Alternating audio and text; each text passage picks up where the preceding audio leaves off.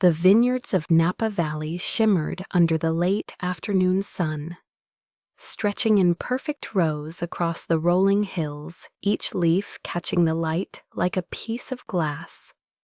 The wedding venue sat in the middle of this lush paradise, a grand estate that looked as though it had been plucked from a European countryside and set down among California's finest vineyards.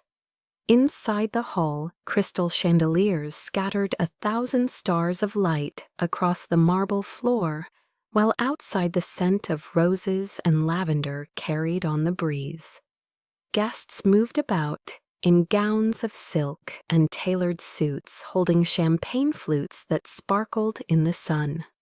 A quartet of violinists played in the corner, their music weaving a delicate thread of romance through the crowd.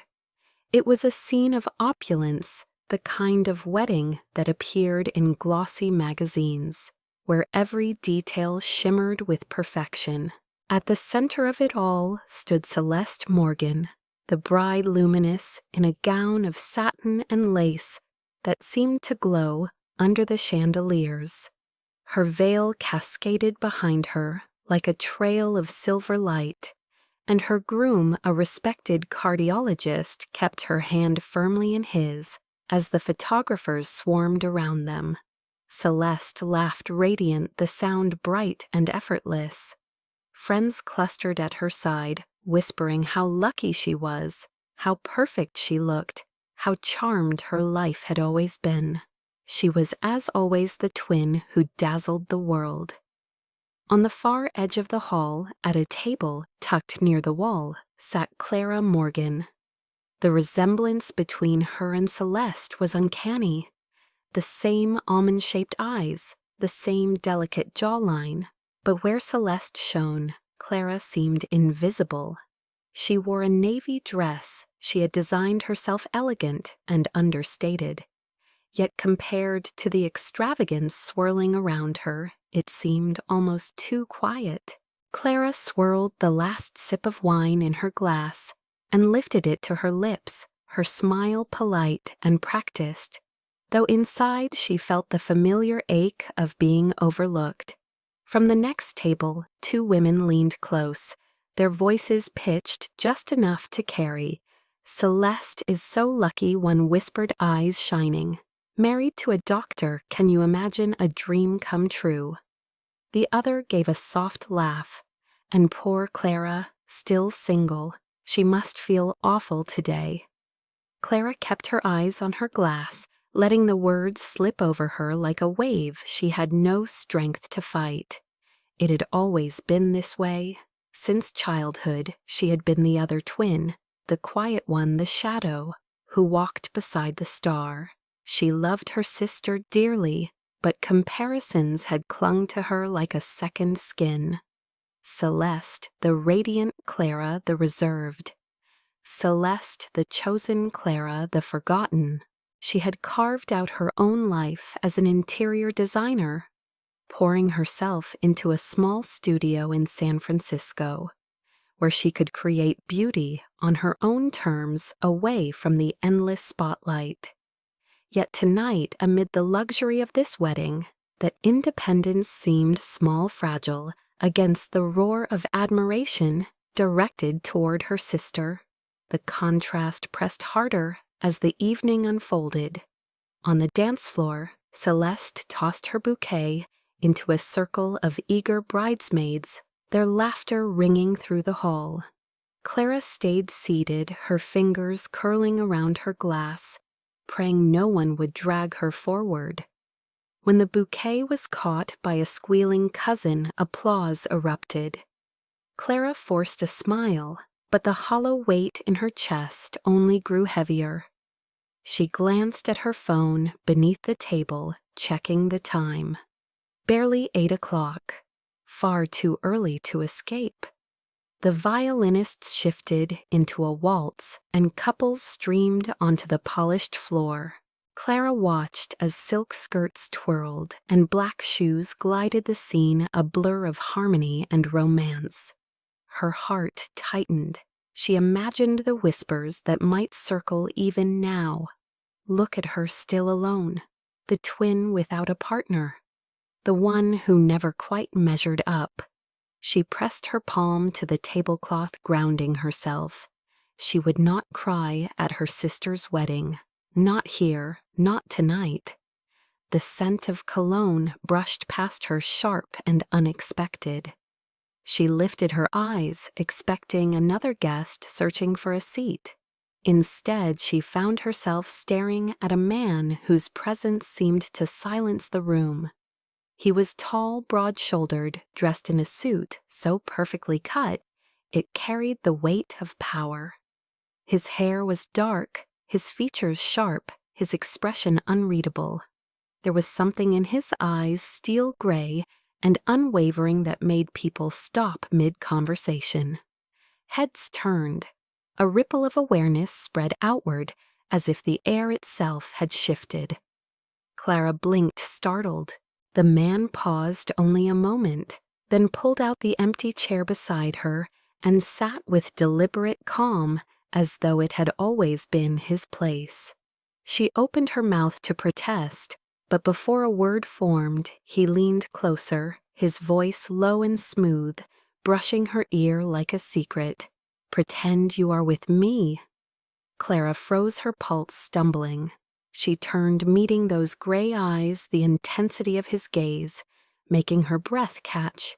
"Excuse me," she whispered, uncertain if she had heard correctly. He did not look at her.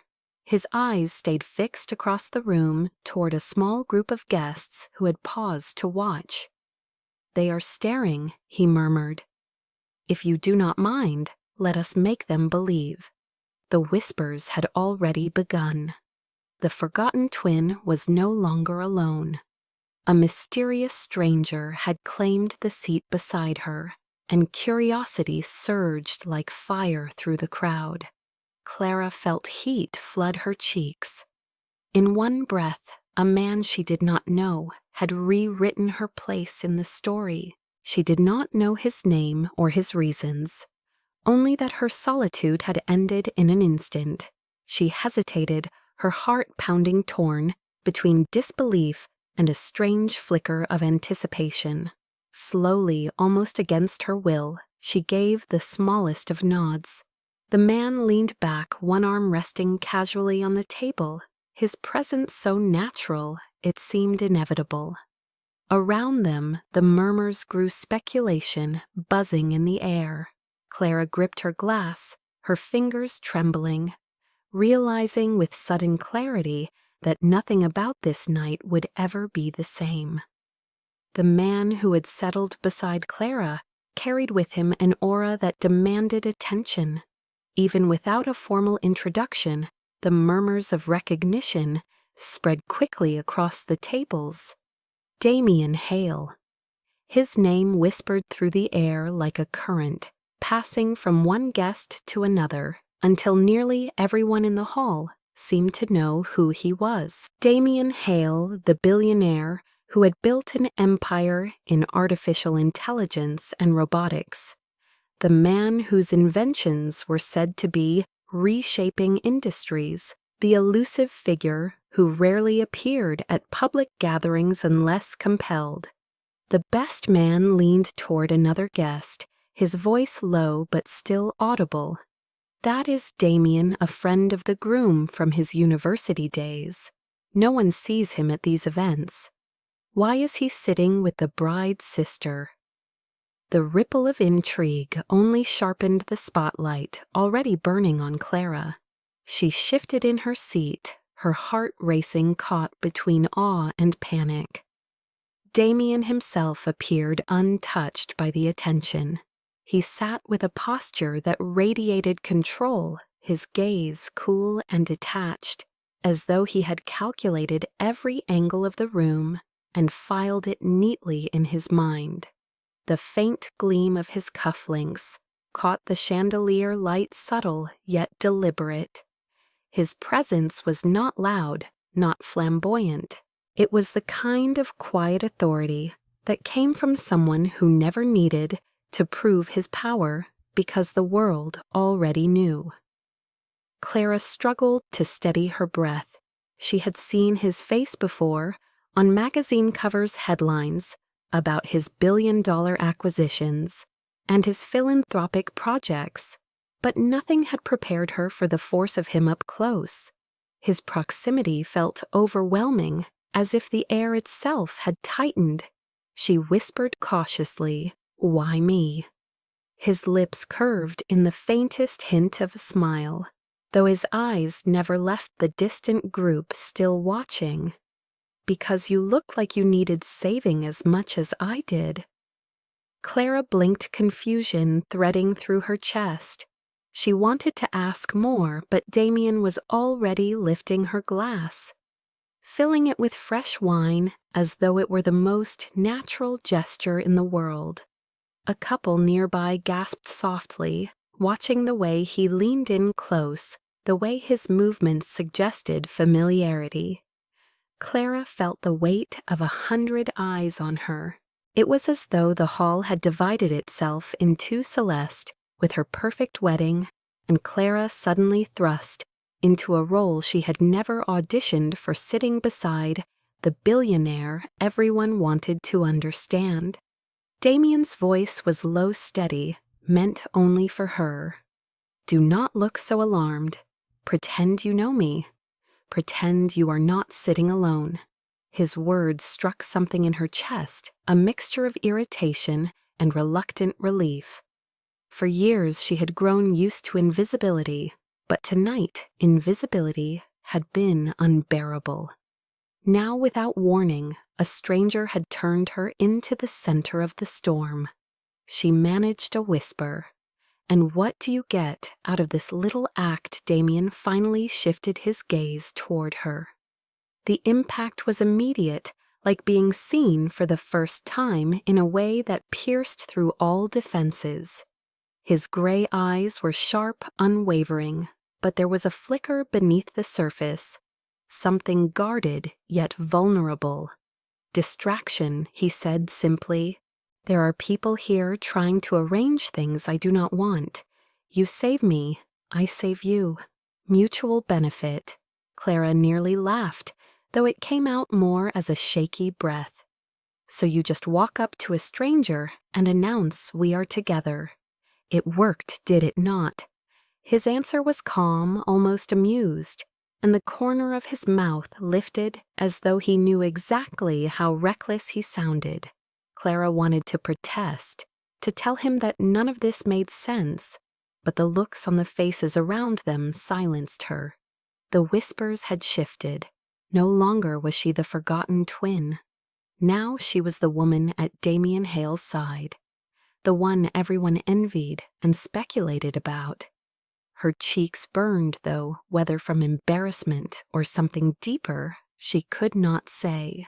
Damien stood suddenly, his chair sliding back without haste. He extended his hand toward her palm, open an invitation as bold as it was inescapable. "Dance with me," he said. Clara's breath caught. "I do not dance," she muttered quickly. "You do tonight." The firmness of his tone allowed no argument. Against her better judgment, she placed her hand in his. His grip was steady, warm grounding in a way that startled her. He led her onto the dance floor where couples parted slightly, to make space, curiosity lighting their faces. The violin swelled into a waltz. Clara stumbled, at first her steps clumsy, but Damien's hand at her waist guided her effortlessly. He moved with the kind of ease that came from absolute confidence, every turn precise, every motion measured. Clara's pulse raced as she tried to keep up, her body tense, her mind screaming that she had no business dancing in front of all these people, especially not with him. Yet Damien leaned down, his voice brushing her ear like velvet. "Relax. They are watching. Let them see what they want to see." His words sent a shiver down her spine. She forced her shoulders to loosen, her steps to follow his lead. Slowly, almost miraculously, the movements began to flow. The music lifted them, the room fading until all she could focus on was the steady rhythm of his hand guiding her and the way his gaze anchored hers. Around them, the whispers turned to admiration. Some guests smiled, others exchanged knowing looks, but no one doubted what they saw. Clara Morgan, the overlooked twin, dancing in the arms of Damien Hale, as though she belonged there. When the music slowed, Damien did not release her immediately. He leaned closer, his lips near her ear. "See you soon, Clara Morgan." Her heart jolted at the sound of her name on his lips. Before she could respond, he released her hand, bowed his head slightly, and stepped away with the same calm decisiveness with which he had arrived. The crowd parted for him as though pulled by an unseen force. Clara stood in the center of the floor, breathless, her pulse still racing her mind, struggling to piece together what had just happened. Guests whispered all around her, but she no longer heard their words. Only one thought pulsed in her mind. Her life had shifted in a single evening, and the stranger who had whispered, "Pretend you are with me," was walking out of the hall, leaving her with questions she could not yet answer. Clara returned to her table, her heart still racing, the echo of Damien's words clinging to her like the faint perfume of his cologne. She sank into her chair, her mind spinning, but the room had already reshaped around her. The stares that once carried pity now brimmed with speculation. The whispers that had stung minutes earlier had transformed into murmurs of admiration and envy. "Did you see the way he looked at her?" one guest hissed to another. Damien Hale, of all people, and with Clara Morgan. Clara kept her chin high, pretending to sip her wine, though her hands trembled slightly. She had not agreed to this performance yet. Here she was thrust onto a stage she never imagined. Damien returned to her side, his expression unreadable, as though nothing unusual had happened. He leaned back in his chair, one arm resting casually across the back of hers, the gesture intimate, deliberate. The women at the next table gasped softly, covering their mouths. Clara stiffened at the warmth of his arm behind her, her instincts screaming that this was too close, too real. "What are you doing?" she whispered under her breath. Convincing them, he replied simply, his voice smooth, steady, without a trace of apology. "And you, Clara Morgan, are doing better than I expected." Clara turned slightly, meeting his gaze. Those gray eyes carried no hesitation, only calculation. Yet there was a flicker there she could not name. "I did not agree to this little theater," she muttered, but her words lacked conviction. Damien lifted his glass and poured more wine into hers, the gesture so practiced it looked like second nature. To anyone watching it was an image of effortless companionship. To Clara, it felt like a line she had crossed without realizing. Guests began to drift toward their table, drawn like moths to the sudden flame. The groom's colleagues, investors, acquaintances, they all wanted to greet Damien, to exchange words with him, and by extension, to meet the woman at his side. Damien rose to his feet, each time polite but distant, introducing Clara, as if the title were natural. "This is Clara Morgan," he said evenly. "She is someone very important to me." Clara nearly choked on her wine, but the guests beamed delighted by the revelation. Compliments flowed like champagne. "What a beautiful couple," one woman gushed. "I had no idea Damien was seeing someone. You kept that very secret." Clara forced a smile, her cheeks burning. "We value our privacy," she managed, hoping her voice did not tremble. Damien glanced at her with the faintest curve of his lips, a spark of amusement hidden beneath the steel. His composure was flawless, his timing perfect, and whenever she faltered, he slipped seamlessly into the role, saving her with a well-placed comment or a diversion that shifted attention. At one point, when a guest pressed too eagerly about how long they had been together, Clara hesitated. Damien slid his hand over hers on the table, his thumb brushing her knuckles, in a gesture so natural it startled her. Long enough, he said softly, his eyes locked with hers in a way that made her pulse stumble. The guest laughed charmed and moved on. Clara snatched her hand back the moment they were gone, glaring at him. "You are far too good at this," she whispered. "Who said I was pretending?" The simple question knocked the air from her lungs. Before she could reply, Damien stood again, offering his hand to her. "Come," he said. "They expect us to dance again." Clara shook her head quickly. Once was more than enough, but his hand remained extended, steady, commanding. The eyes of the room were on them waiting. Clara sighed, placed her hand in his, and let herself be led back to the floor. This time she did not stumble. Damien's lead was confident, certain pulling her into rhythm until her body began to trust the movement. For a moment the chatter of the crowd faded, the chandeliers blurred into golden haze. It was just the two of them, the music and the strange current that flowed between them, charged and unspoken. When the song ended, Damien bowed his head slightly, his lips near her ear. "Well done." The words sent warmth rushing to her cheeks, though she quickly looked away. They returned to their table, but the performance did not end there. Every detail seemed choreographed by Damien's invisible hand. When Clara's laugh faltered, he leaned in with a quiet joke that steadied her. When her confidence waned under curious stares, he shifted the conversation with ease. It was as though he had studied every angle of this charade and knew exactly how to sustain it. Clara found herself swept along, playing her part with surprising ease. The evening wore on, toasts were made, the cake was cut. Celeste and her groom danced their first dance while cameras flashed. Clara sat at Damien's side, her mind caught between disbelief and reluctant fascination.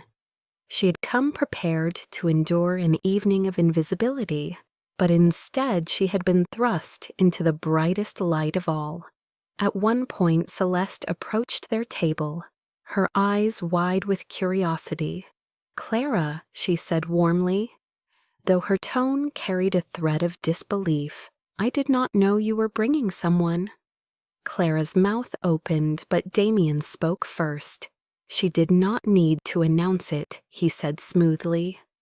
"We prefer to keep things quiet." Celeste blinked, studying him for a moment, then glanced back at Clara with a knowing smile. "Well," she said softly, "I am glad you are not alone tonight." Clara's cheeks flushed, her throat tight. She wanted to confess the truth, to tell her sister this was nothing but a farce, but Damien's steady presence silenced her. Celeste left her veil trailing behind her, and Clara exhaled sharply. "You are going to make me look like a liar in front of my own family," she hissed. Damien's gaze softened just slightly. "No, I am making them believe in you." The words lingered, unsettling her in ways she could not name. As the night drew to a close, fireworks lit up the vineyard sky, their colors reflecting in the glasses and chandeliers. Clara stood at the edge of the terrace, watching them, her heart heavy with contradictions. Damien stepped beside her, his silhouette outlined against the bursts of light. This was unexpected, she admitted softly, almost to herself. "For both of us," he said. He turned, then his gaze fixed on her with an intensity that made her breath falter. But remember this, Clara Morgan. Tonight was only the beginning. With that, he bowed his head slightly, then walked away, his figure disappearing into the shadows of the estate. Clara stood frozen, the sound of fireworks echoing overhead, her heart thundering as if it already knew that nothing in her life would ever return to the way it had been. 1 week later, Clara was back in San Francisco in the modest studio she had built from nothing. Rolls of fabric leaned against the walls, sketches lay scattered across her drafting table, and the faint scent of coffee clung to the air.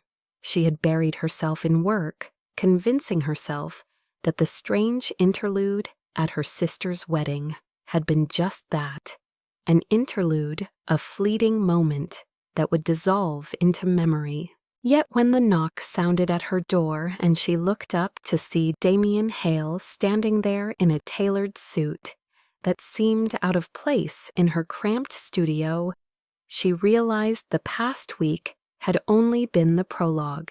He did not waste time on pleasantries. He stepped inside his presence, filling the small space, his gaze sweeping across the sketches before settling on her. "I need your help," he said yavanly. Clara folded her arms, wary. "Help with what exactly?" "Designing your penthouse." Damien's lips curved faintly, but his eyes remained serious. "Continue what you started at the wedding. Pretend to be my partner." Clara laughed, the sound sharp, incredulous. "You cannot be serious. That was one night. A ridiculous performance." "And it worked," Damien countered smoothly. The attention shifted. The questions stopped. "You saved me from arrangements I did not want." Clara shook her head. "So this is your solution?" "Hire a stranger to play your girlfriend, not hire Damien," corrected his voice steady. "Ask, I do not trust easily, but I trusted you that night, and it worked better than I expected."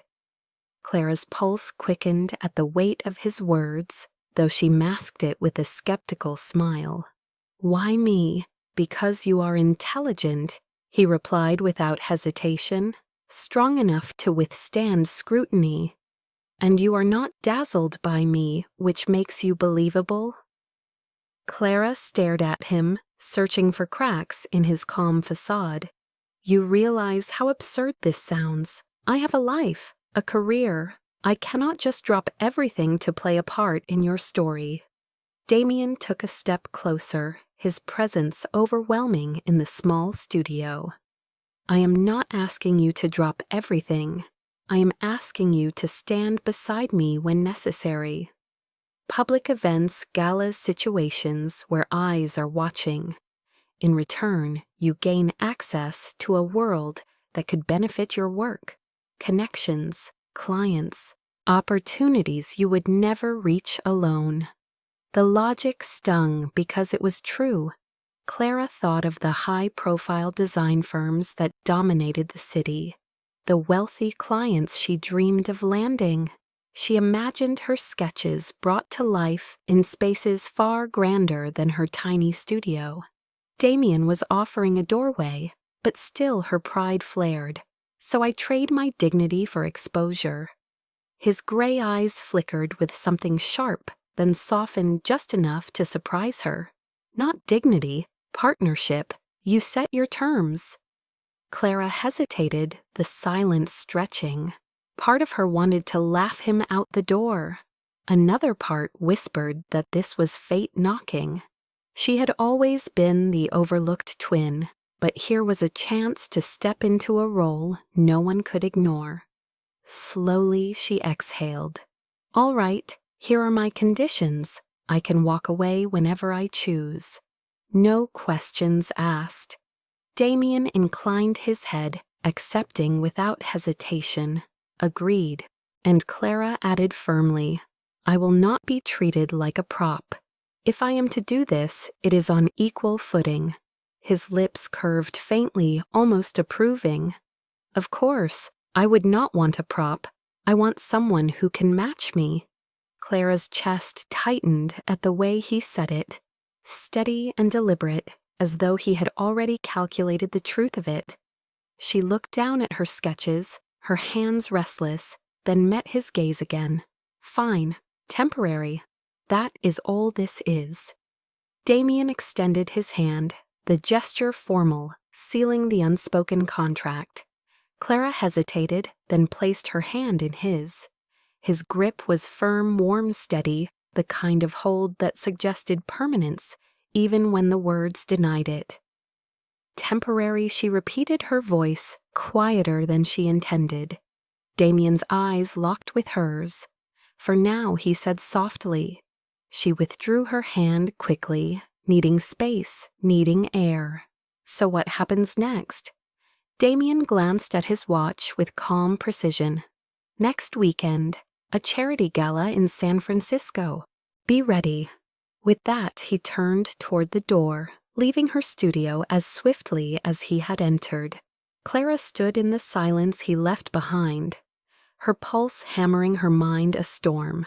She had agreed to a game she did not fully understand, a role that promised both opportunity and danger. And as the door clicked shut, she whispered to herself, "What have you just done?" Clara Morgan. The black Bentley pulled up in front of Clara's apartment building the following Saturday evening, its polished frame gleaming beneath the streetlights. Neighbors peered through their blinds as the driver stepped out, opening the rear door with precise formality. Clara smoothed the simple black dress she had chosen, her heart thudding. She had never been to a gala before, let alone one hosted in one of San Francisco's most prestigious art museums. As she slid into the car, she caught sight of Damien, already seated. His suit perfectly tailored, his silver tie catching the glow of the city outside. He looked at her with a quick appraisal that felt like an X-ray, then gave a brief nod. "You clean up well." Clara narrowed her eyes. "Is that supposed to be a compliment?" His lips curved faintly. "It is an observation." The car glided toward the museum, the city lights flickering past. Clara tried to steady herself, repeating silently that this was just a performance, nothing more. But as they stepped out onto the red carpet, cameras flashing whispers. Rising, the weight of it hit her. Every eye seemed to follow Damien, and by extension her. She felt exposed, fragile, yet Damien's hand on her back was firm, anchoring her. Inside, the museum glittered with opulence. Crystal chandeliers hung high above marble floors, and walls lined with priceless art framed the elite of San Francisco as they mingled in gowns and tuxedos. Waiters moved like shadows, carrying trays of champagne. Clara accepted a glass, but her nerves betrayed her. The stem slipped slightly in her grasp, causing the liquid to slosh over the rim. A woman nearby snickered, whispering, "She looks out of place." Heat rushed to Clara's face, her throat tightening. Before she could retreat, Damien leaned in, his voice low, but carrying enough for others to hear. "Careful," he said smoothly. "You are trying to outshine the champagne." A ripple of laughter moved through the group, but it was warm now, amused rather than mocking. Clara blinked, startled, as Damien lifted her hand and steadied the glass himself. The tension broke, and even the snickering woman chuckled, disarmed by his ease. Clara's pulse slowed, a reluctant gratitude blooming in her chest. "You are infuriating," she muttered when the crowd's attention shifted. Damien glanced at her sidelong. "And yet you are still here." The night unfolded like a performance choreographed by unseen strings. Damien introduced her to investors, philanthropists, and politicians, his hand occasionally brushing hers as if to remind her of their shared script. Each time Clara faltered, he covered seamlessly, Each time the spotlight burned too hot, he absorbed it, shielding her. Yet she also noticed the undercurrent, his gaze scanning the room constantly. His smile polite, but never careless. He was always calculating, always aware. Hours later, as the gala ended, Clara collapsed into the Bentley's leather seat, kicking off her heels with a sigh. Do people actually enjoy those things? Damien adjusted his cufflinks. Some do. I endure them. Clara shook her head, laughing softly. Well, you endure them very convincingly. For a brief second, his eyes flickered, and she thought she saw a trace of softness beneath the steel. The next morning, Clara expected her life to return to normal. But Damien appeared at her studio unannounced, dressed down in a casual jacket and jeans that somehow still looked impossibly expensive.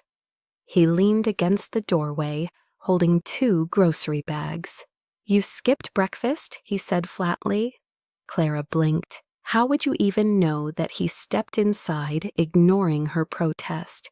Come on, you need food, and I need a lesson in the real world. An hour later, they were in a crowded neighborhood supermarket, pushing a squeaky cart down an aisle stacked with cereal boxes. Damien inspected them like foreign artifacts, frosted flakes, he read aloud. Is this considered food or sugar disguised as food? Clara laughed so suddenly she startled herself. Both, she said. If you want something classic, go with Cheerios. He placed the box in the cart with exaggerated care. Noted. Functional, not flashy. That is your life philosophy, isn't it? She teased. He shot her a look that was half amused, half unreadable. You think you have me figured out? Not even close, she admitted, smiling despite herself. They moved through the aisles, arguing playfully over which pasta brand was best, whether canned soup counted as cooking, and which coffee blend tasted less like burnt wood. Damien carried the bags out himself, ignoring the curious stares of passers-by who recognized him. Back at her apartment, they cooked together in her tiny kitchen. Clara stirred sauce, while Damien's sleeves rolled up chopped vegetables with surprising precision. He looked strangely out of place among her chipped mugs and second-hand stove. Yet at the same time, he seemed more at ease than he had at the gala. You are not half bad at this, Clara admitted. Damien raised an eyebrow. I am a quick learner. She handed him a spoon to taste the sauce, and when his expression softened, she felt a warmth spread through her chest. For a moment, the billionaire and the designer were simply 2 people sharing a meal, laughter filling the air. That contrast struck Clara deeply, the luxury of chandeliers and gala halls on one side, the simplicity of cereal aisles and home-cooked pasta on the other. And somehow Damien fit into both worlds with equal ease. Later that night, as she cleared the dishes, Clara caught herself smiling without reason. She shook her head, chastising herself. This was supposed to be temporary, a game of appearances. Yet the line between pretense and reality was blurring, and she could no longer tell which moments were part of the performance and which belonged only to them. The next event arrived sooner than Clara expected. A week after their grocery store adventure, Damien escorted her to a networking dinner hosted in one of San Francisco's tallest skyscrapers. The glass windows reflecting the entire city lit up beneath a velvet sky. Inside the room buzzed with the hum of conversation and the clinking of glasses. It was a gathering of power venture capitalists, tech moguls, and government officials. Clara wore a deep emerald dress that contrasted with her dark hair, borrowed from Celeste's closet, but tailored slightly by her own hands. Damien, in his usual flawless suit, guided her into the crowd with his steady hand at her back. The performance began once more. Guests flocked to them, eager to greet Damien, curious about the mysterious woman by his side. Clara smiled, nodded, answered polite questions, all the while reminding herself this was temporary. Just play the part. Yet as the evening wore on, she noticed something that unsettled her. A name drifted into conversations more than once: Victor Cross. Clara had never met him, but she quickly gathered that he was Damien's second in command at Hale Technologies, a man whose reputation for sharp deals and cold efficiency rivaled Damien's. Twice Clara overheard snippets that made her heart race. Near the bar, two men lowered their voices as she pretended to study the hors d'oeuvres. "Cross is moving money offshore," one said. "If anyone digs too deep, it'll explode." The other replied grimly, "As long as Damien signs off, no one questions it." Clara's chest tightened. "Offshore accounts, Kwai Jen." The words rang in her head with alarm bells. She told herself not to jump to conclusions, but the implication was clear. Someone in Damien's orbit was involved in something dangerous. Later that night, as Damien stepped aside to speak with a senator, Clara wandered to the edge of the room, needing space to breathe. She found herself standing before a grand piano in the corner, its polished surface gleaming under the lights. The sight of it tugged something inside her. When Damien returned minutes later, he followed her gaze. For the first time, his cool composure softened. "My mother used to play," he said quietly. Clara turned, surprised. Damien rarely offered anything personal. She was a pianist. He nodded. She believed music could teach patience. "She tried to pass it to me, but I was too stubborn. She died when I was 17. His eyes darkened, the gray stormy with memory.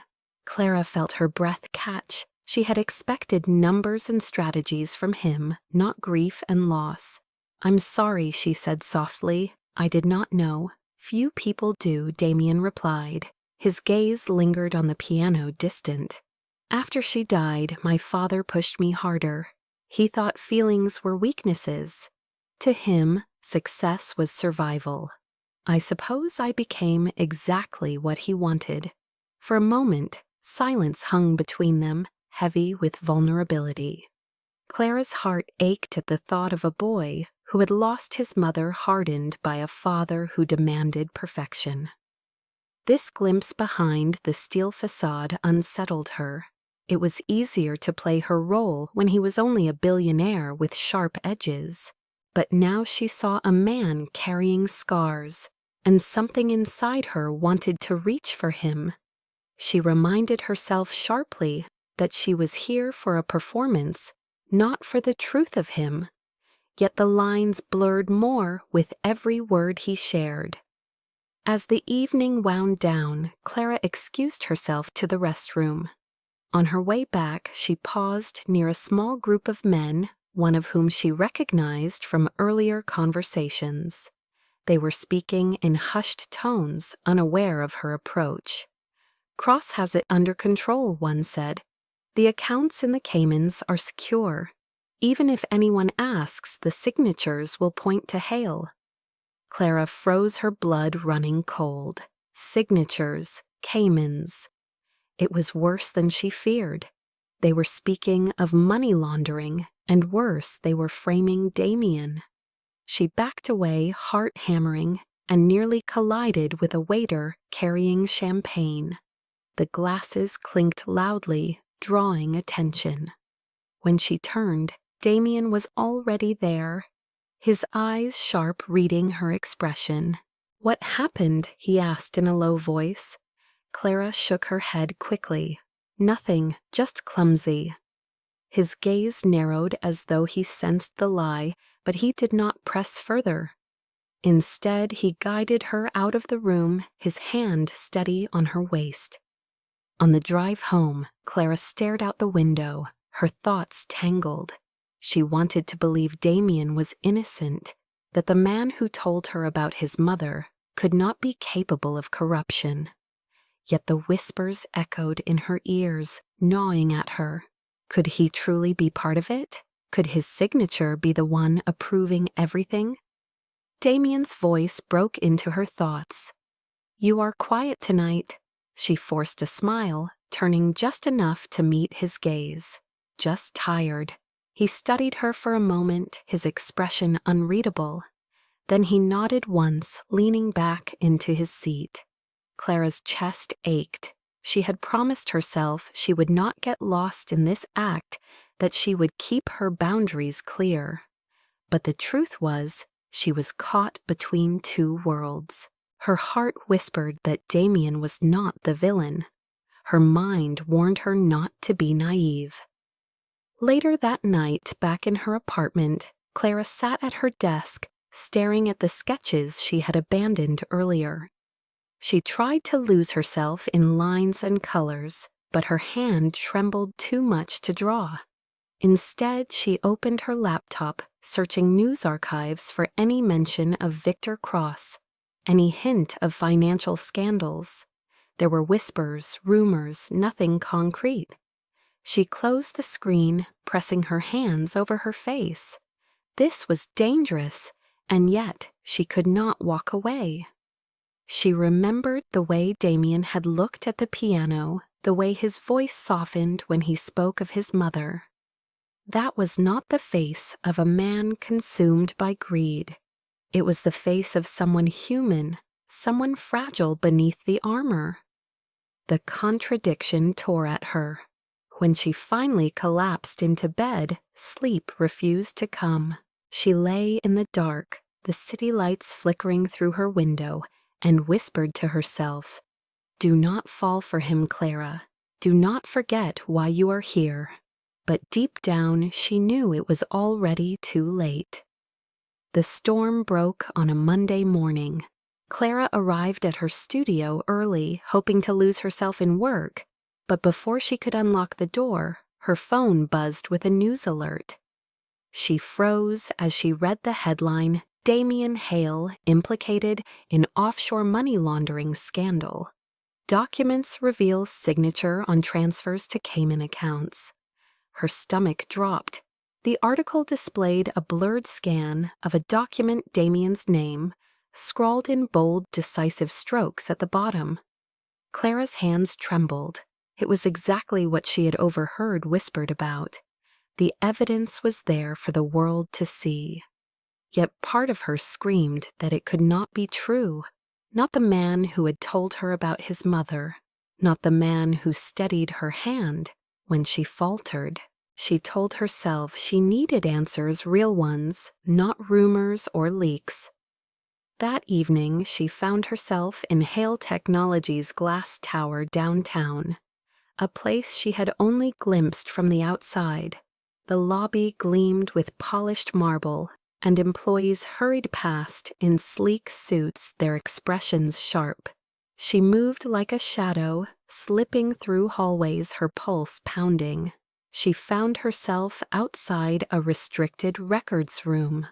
The lock was electronic, but an assistant had left the door ajar minutes earlier. Clara slipped inside. The room smelled of paper and ink rows of files lining the shelves. She moved quickly, scanning, until she found a folder marked BLC Holdings. Her fingers shook as she pulled it open. Inside were transfer orders, offshore account details, all bearing Damien's signature. Clara's throat tightened. If this was real, then Damien was guilty. But why did it feel like a trap? Before she could decide, a voice cut through the silence. "What are you doing here?" Clara spun around the folder, still in her hands. Damien stood in the doorway, his figure filling the frame. His expression thunderous. His gray eyes burned, not with their usual cool control, but with raw fury. Clara stammered. I needed to know. His voice was low, ragged with anger. Know what? Whether the man you've been pretending to stand beside is a criminal. Clara's chest heaved. I heard whispers, Damien. Offshore accounts, your name on documents. I could not ignore it. He strode forward, snatching the folder from her hands, slamming it shut. So you decided to snoop through my company like a reporter chasing headlines. His words cut deep because they weren't far from the truth. Clara's background as a journalist before she pursued design flashed through her mind. She had sworn she left that part of her life behind, yet here she was again, digging, questioning. She forced herself to meet his gaze. Tell me it is not true. Tell me you are not part of this. For the first time since she had met him, Damien's composure cracked. His jaw clenched, his chest rising sharply with each breath. You came into my life under false pretenses, he hissed. You let me believe you were different. And all the while you were watching, waiting for me to slip. Clara's eyes burned. No, Damien, it did not start that way. I was only curious, suspicious maybe, but then what he demanded. You decided to fall in love with your story. The words landed like a blow. Clara's throat closed, but she forced the truth out anyway. I did not mean to. I never planned it, but I care for you. I needed to know if you were worth trusting with my heart. His laugh was sharp, bitter. You think I asked for your heart? All I needed was a partner who could play a role. And you, his voice cracked slightly, before he caught himself still. Hardening once more, you have turned it into betrayal. Clara shook her head violently, tears threatening. Damien, please, I was trying to protect both of us. If someone is setting you up, if Victor. His face darkened at the name. Enough, I do not want to hear another excuse. His hand tightened around the folder, his knuckles white. It is over, Clara. Whatever this was, whatever you thought it could be, it ends now. Do not ever come near me again. The finality in his tone shattered her. He walked past her, his cologne sharp, his steps, echoing like thunder down the hall. Clara stood frozen in the records room, her chest caving inward, her hands trembling. She wanted to scream after him, to tell him she believed in him, despite the documents, despite the whispers. But her voice failed her. Hours later, Clara sat in her apartment, the city lights glowing through the window.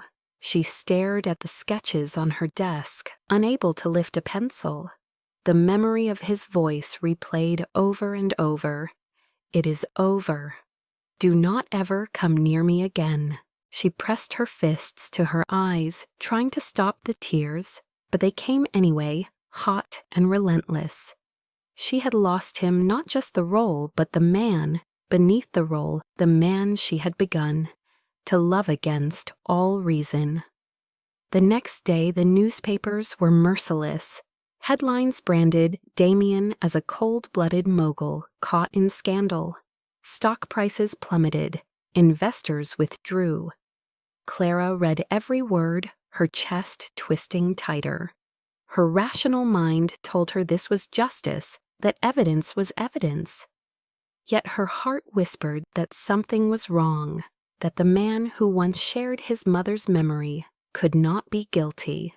She tried to bury herself in work, but clients canceled, afraid of the association. Whispers followed her even in grocery aisles. That's her, Damien Hale's girlfriend. Clara corrected them silently in her head, former girlfriend. Pretend girlfriend. But the sting remained. One evening, Celeste called, her voice laced with concern. Clara, I saw the news. Are you all right? Clara swallowed hard, fighting the tears that threatened. I'm fine, she lied. Celeste hesitated. You don't sound fine. Did you love him? The question cut too close, Clara whispered. I don't know before ending the call. That night she sat by her window, watching the fog roll over the bay, her heart aching. She whispered to the empty room, Damien, I wanted to believe you. I still do. But silence answered her.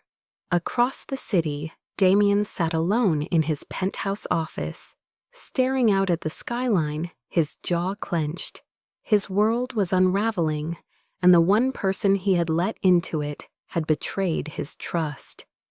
He told himself he did not care, that Clara's tears meant nothing, that her presence had been a mistake from the start. But when he closed his eyes, all he saw was her face on the dance floor, the way her hand had fit in his, the way her laughter had cut through the static of his life. He cursed under his breath, gripping the glass of scotch in his hand until it threatened to shatter.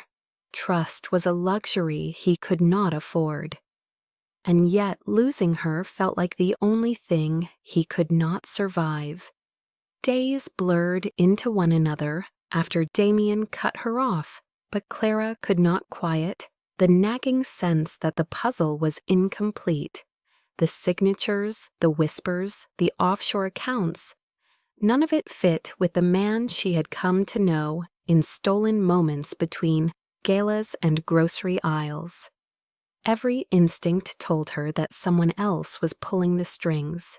She began to dig quietly, reaching out to contacts from her former life, as a journalist piecing together fragments of financial reports and insider gossip. Each trail circled back to the same name, Victor Cross. The more she uncovered, the more certain she became that Victor had orchestrated everything. But before she could bring her findings to Damien, the danger reached her first. It was late one evening when Clara left her studio, locking the door behind her.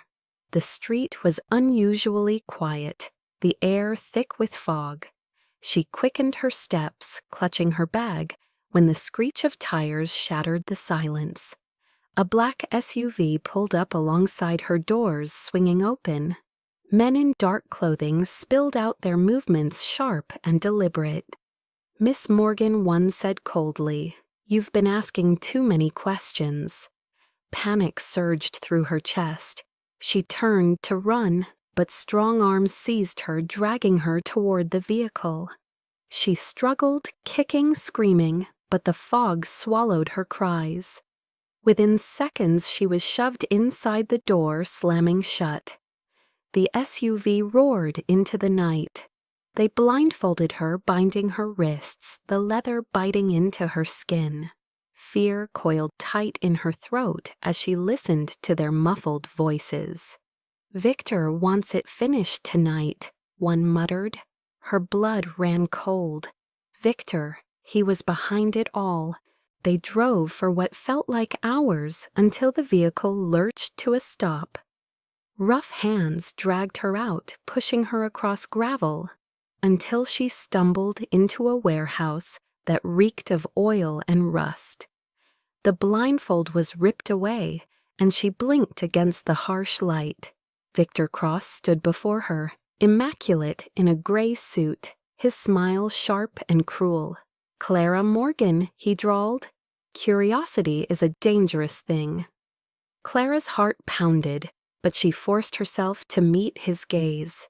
"You set him up," she said, her voice steady. Despite the fear clawing at her, "You framed Damien."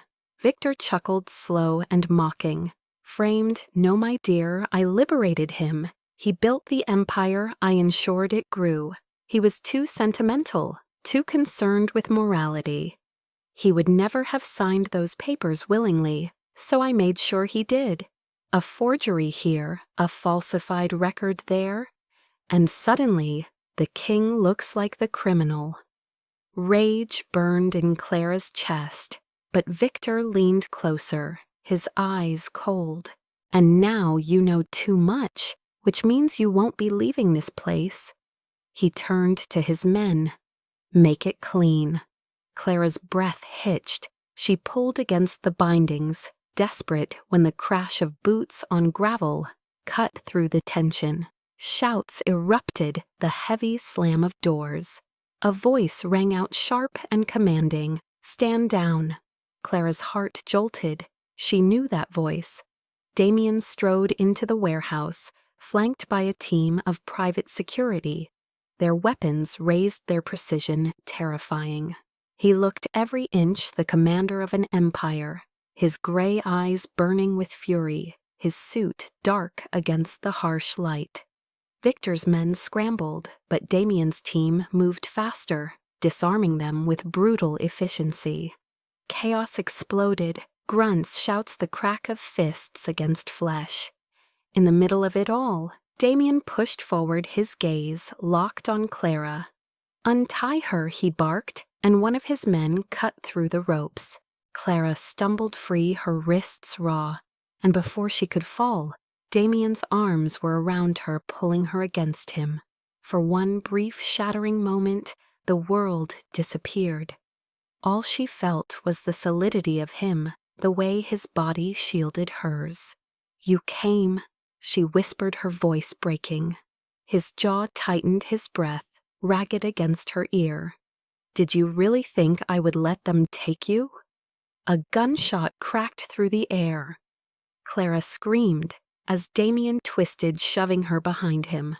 The bullet grazed his arm, tearing through the fabric of his suit. He barely flinched, his focus locked on Victor, who stood at the far end of the warehouse, a pistol smoking in his hand. Always the hero, Damien, Victor sneered. "Too bad you won't live long enough to see me take everything you built." But before Victor could fire again, Damien's security team closed in, tackling him to the ground, wrenching the weapon from his grip. Shouts echoed the struggle, brief but decisive. Within moments, Victor Cross was pinned, his face twisted in rage. Damien pressed a hand to his bleeding arm, but his gaze never left Clara. "Are you hurt?" She shook her head quickly, tears spilling. "No, but you—" "It's nothing," he said firmly, though his voice softened as his thumb brushed her cheek. "You're safe now. That's all that matters." Clara clutched his sleeve, her chest heaving. "Why, after everything I did, after you told me it was over, why would you come for me?" For the first time, Damien's composure cracked, his voice raw. "Because I could not lose you, not to him, not to anyone." The words broke something inside her. She buried her face against his chest, sobs shaking her. Around them, Victor was dragged away in handcuffs, cursing Damien's name, but Clara barely heard.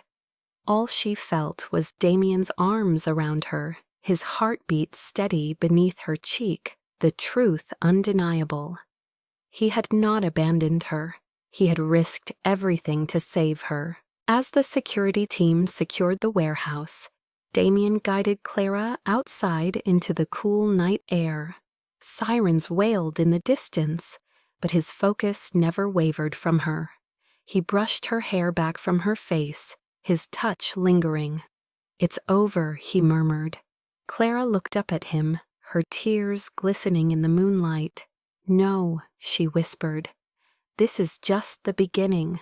For the first time since she had met him, Damien smiled a real smile, not the practiced mask of a billionaire.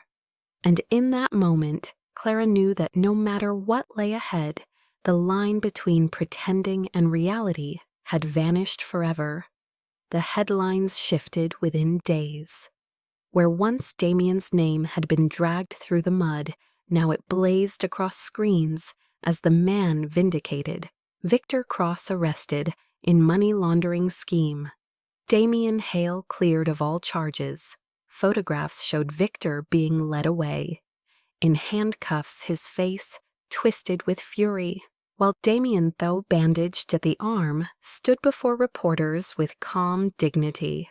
Clara read the articles with trembling hands, relief flooding her chest, but nothing compared to the moment she walked into the hospital room where Damien was recovering. The sterile smell of antiseptic filled the air machines humming softly.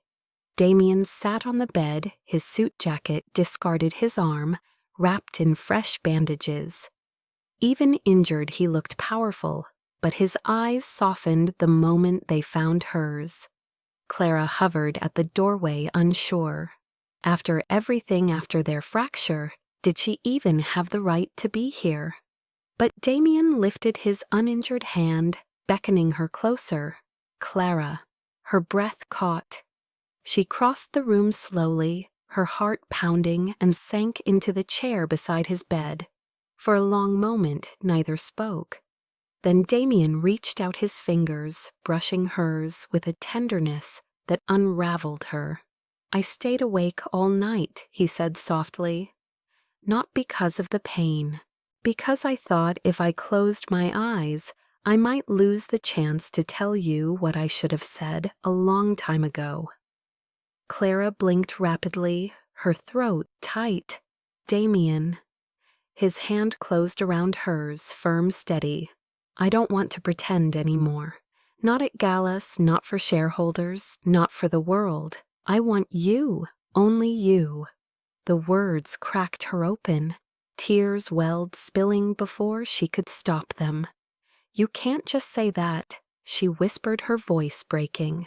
"You can't nearly die for me, and then make me believe this is real, when it was supposed to be temporary." His gray eyes locked on hers, unwavering. "It was never temporary for me. I lied to myself, told myself it was strategy, convenience. But every moment with you dismantled that lie. You were never a prop, Clara. You became the only thing in this entire charade that mattered." Clara covered her face with her free hand, a sob escaping. "I thought I ruined everything. I thought you hated me." Damien gently pulled her hand away, tilting her chin so she had no choice but to meet his gaze. "I was angry because I cared. I was terrified you would uncover the worst of me and leave. But instead you uncovered the truth.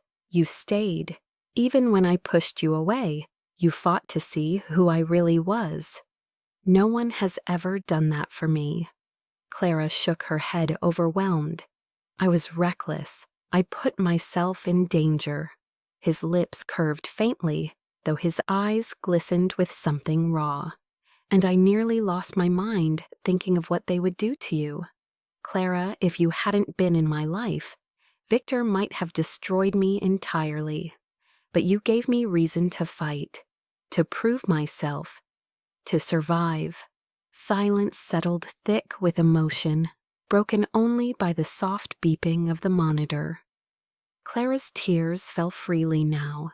She leaned closer, her forehead brushing his. "Damien, I don't want to pretend either. I never did. Somewhere between the dances and the late nights and the cereal aisle, I fell in love with you. And I was so afraid you wouldn't want me back." His breath hitched his hand, tightening around hers. "I do," he whispered fiercely. "More than I've ever wanted anything." Their lips met in a kiss that was both desperate and gentle, the kind born not from pretense, but from truth.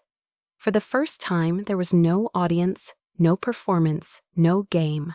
Only them. When they finally pulled apart, Damien rested his forehead against hers, his voice a vow. No more pretending. Clara smiled through her tears, her heart lighter than it had ever been. "No more pretending," she echoed. In that quiet hospital room, beneath the harsh fluorescent lights, they found what neither money nor power nor pretense could ever manufacture: the certainty of love that had survived lies, scandal, and danger, and emerged stronger than either of them had believed possible. A year later, the rolling hills of Napa Valley shimmered beneath the summer sun, the vineyards lush and full, their leaves glowing in the golden light. The grand estate that had once hosted Celeste's wedding was alive again, but this time the celebration was smaller, more intimate, and all eyes were on Clara. She stood at the center of the garden in a gown of ivory silk. She had designed herself elegant in its simplicity, flowing with every breath of wind. A crown of fresh roses rested in her dark hair, her eyes radiant with joy that needed no performance. Guests gathered among the vines, their faces warm and familiar. Family, close friends, people who had stood by them through scandal and triumph. Celeste stood near the front, her smile wide as she watched her twin walk down the aisle. She leaned toward her husband, whispering just loudly enough for Clara to hear. From the forgotten twin at the back of my wedding to the bride of a billionaire. Who would have guessed? Clara laughed softly, shaking her head, though her throat tightened with emotion. At the end of the aisle, Damien waited tall and steady in a tailored suit, his gray eyes fixed on her as though nothing else in the world existed. He looked every bit the powerful man he was yet. In that moment, he was simply hers. When she reached him, he took her hand, his thumb brushing her knuckles, in the same quiet gesture that had once steadied her in front of strangers. The officiant's words faded into the background as Damien leaned closer, whispering for her ears alone. This time, Clara Morgan, it's forever. Tears pricked her eyes, her smile breaking as she whispered back, no more pretending. The vows they exchanged were not ornate or rehearsed. They were simple promises spoken from the heart, to trust, to fight for each other, to never let the world's weight crush the bond they had built. When the kiss came, it was not staged, not for cameras or onlookers, but real, a sealing of everything they had endured. Applause rose blending with the rustle of leaves and the soft hum of cicadas in the heat. As the evening descended, lanterns glowed between the vines, and fireworks blossomed above the hills, just as they had on the night Damien first whispered, "Pretend you are with me." But now there was no need for pretense, no shadows of doubt. Clara leaned against Damien's shoulder, his arm wrapped around her, as they watched the sky explode with light. "Do you ever think about that night?" she asked softly. "Every day," he admitted. "It was the night I stopped living behind walls." She turned to face him, her eyes shining. "And the night I stopped living in someone else's shadow." He kissed her gently, the fireworks painting the sky above them. Around them, laughter echoed, glasses clinked, and love lingered in the air, like the scent of ripe grapes and roses. Clara knew then that their story had begun in pretense, but it had ended in truth. And as she walked hand in hand with Damien through the vineyard, her gown brushing against the grass, she understood that the girl who once sat alone at her sister's wedding had become a woman who would never be alone again. Thank you so much for spending your time with Clara and Damien's journey. A story that began with a whisper at a wedding and grew into a love that could no longer pretend. And if this story touched your heart even a little, I invite you to be part of our community, because here on this channel, every tale is crafted to bring you into a world of emotion, suspense, romance, and hope. And I want you to experience that again and again. So please take a moment to hit that subscribe button and turn on the notification bell so you never miss another story that might make you smile, cry, or fall in love with love all over again. And I truly mean it when I say that every comment you leave matters, because I love knowing where in the world you are watching from, whether it is a small town in the Midwest, a bustling city like New York, or a quiet countryside in Europe, every place and every voice matters here. So drop a comment right now and let me know where you are joining us from.